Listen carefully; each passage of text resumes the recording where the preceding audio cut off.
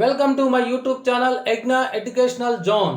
Flash AP 12వ PRC chairman Manmohan Singh గారి సంచలన ప్రకటన. ఆ వివరాలేంటో ఒకసారి ఈ వీడియోలో చూసేద్దాం.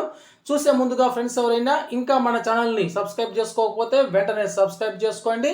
అదేవిధంగా వీడియో మీకు నచ్చినట్లయితే ఒక లైక్ చేసి మన మిత్రులందరికీ షేర్ చేయండి. చాలామంది మిత్రులు మన వీడియోని చూస్తున్నారు కానీ లైక్ చేయట్లేదండి. దయచేసి లైక్ చేయండి.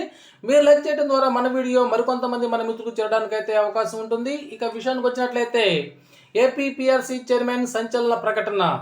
నన్ను రిలీవ్ చేయండి.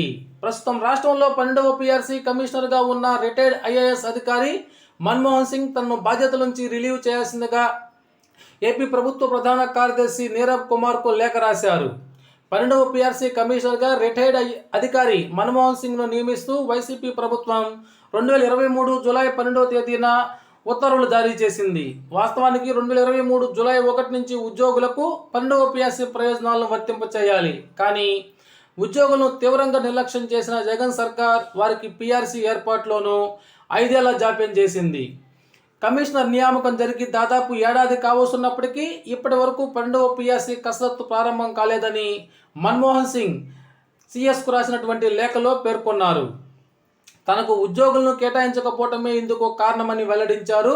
తన వ్యక్తిగత కారణాల వల్ల కమిషనర్ బాధ్యతలు కొనసాగించలేకపోతున్నానని, తనను తక్షణమే రిలీవ్ చేయాలని మన్మోహన్ సింగ్ గారు కోరారు.